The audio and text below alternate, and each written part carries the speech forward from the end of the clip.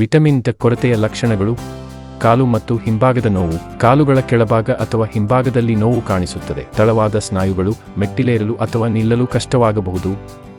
ರೋಗನಿರೋಧಕ ಶಕ್ತಿಯ ಕಡಿಮೆ, ಬೆಚ್ಚಗಿನ ಜ್ವರ ಅಥವಾ ಮೌಸಮಿ ಆರೋಗ್ಯ ಸಮಸ್ಯೆಗಳು ಹೆಚ್ಚಾಗುತ್ತವೆ. ಮನೋಭಾವದ ಸಮಸ್ಯೆಗಳು, ನೋವು ಅಥವಾ ಋತುಸಂಜಾತ ನರಾಶೆ ಸ್ಯಾರ್ ಕಾಣಿಸಬಹುದು. ಮಕ್ಕಳಲ್ಲಿ ರಿಕೆಟ್ಸ್, ಎಲುಬುಗಳು ಮೃದುವಾಗುವುದು ಅಥವಾ ವಂಕಿಯಾಗುವುದು. ಕಾರಣಗಳು: ಸೂರ್ಯನ ಬೆಳಕು ತಗ್ಗುವುದು, ಹೊರಗೆ ಹೆಚ್ಚು ಸಮಯ ಕಳೆಯದಿರುವುದು, ಎಲ್ಲಾ ಬಟ್ಟೆಗಳಿಂದ ದೇಹ ಮುಚ್ಚಿಕೊಳ್ಳುವುದು. ಮೆಲಾನಿನ್ ಹೆಚ್ಚಿರುವ ಚರ್ಮದಲ್ಲಿ ಮೆಲಾನಿನ್ ಹೆಚ್ಚು ಇದ್ದರೆ ವಿಟಮಿನ್ ಡ ಕಡಿಮೆ ಉತ್ಪತ್ತಿಯಾಗುತ್ತದೆ. ಸನ್ಸ್ಕ್ರೀನ್ ಬಳಕೆ UV ಕಿರಣಗಳು ತಲುಪಲು ತಡೆಗಟ್ಟುತ್ತದೆ. ಜೀರ್ಣಕೋಶದ ಸಮಸ್ಯೆಗಳು, ಸೆಲಿಯಾಕ್ ಅಥವಾ ಕ್ರೋನ್ ರೋಗಗಳ ಸಮಸ್ಯೆ, ಕಿಡ್ನಿ ಮತ್ತು ಯಕೃತ್ತಿನ ಸಮಸ್ಯೆಗಳು, ವಿಟಮಿನ್ ಡಿ ಹೀರಿಕೊಳ್ಳಲು ಅಡಚಣೆಯಾಗುವುದು. ಯಾರು ಹೆಚ್ಚು ಪೀಡಿತರಾಗಬಹುದು? ಮೂಡನಿನವರು. ದೇಹದಲ್ಲಿ ವಿಟಮಿನ್ ಡಿ ಉತ್ಪಾದನೆ ಕಡಿಮೆಯಾಗುವುದು. ಅತಿಯಾದ ತೂಕದವರು. ಮೋಟಾ ಪಿ ವಿಟಮಿನ್ ಡಿ ಕೊಬ್ಬಿನ ಕೋಶಗಳಲ್ಲಿ ಸಂಗ್ರಹವಾಗುತ್ತದೆ, ಇದು ದೇಹಕ್ಕೆ ಲಭ್ಯವಾಗದು. ಮಕ್ಕಳಲ್ಲಿ ತಾಯಿ ಹಾಲು ಮಾತ್ರ ಕುಡಿಯುವ ಮಕ್ಕಳಿಗೆ ಸಪ್ಲಿಮೆಂಟ್ ಕೊಡುವುದಿಲ್ಲದಿದ್ದರೆ ಕೊರತೆಯಾಗಬಹುದು.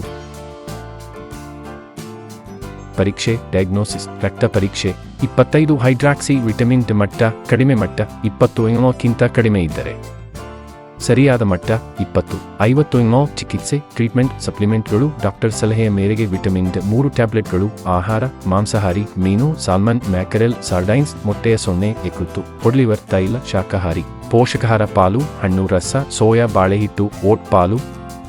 ನ್ಯೂಟ್ರಿಲೈಟ್ ಉತ್ಪನ್ನಗಳು: CalMag D plus, calcium, magnesium, vitamin D ಮಿಶ್ರಣ. ವಿಟಮಿನ್ ಡಿ ಪ್ಲಸ್ ನೈಸರ್ಗಿಕವಾಗಿ ಹುಳು ಅಣೆಕಟ್ಟೆಗಳಿಂದ ತಯಾರಿಸಲಾಗುತ್ತದೆ. ಪ್ರಿವೆನ್ಷನ್: ಸೂರ್ಯನ ಬೆಳಕು, ದಿನಕ್ಕೆ 15-20 ನಿಮಿಷ ಸನ್ಸ್ಕ್ರೀನ್ ಹಾಕದೆ ಹೊರಗಡೆ ಇರಲು ಪ್ರಯತ್ನಿಸಿ. ಆಹಾರ: ವಿಟಮಿನ್ ಡಿ ನಲ್ಲಿರುವ ಆಹಾರಗಳನ್ನು ಹೆಚ್ಚಾಗಿ ತಿನ್ನಿ. ಪರಿಶೀಲನೆ: ಹೆಚ್ಚಿನ ಪೀಡಿತರಿಗೆ ರಕ್ತ ಪರೀಕ್ಷೆ ಮಾಡಿಸಬೇಕು.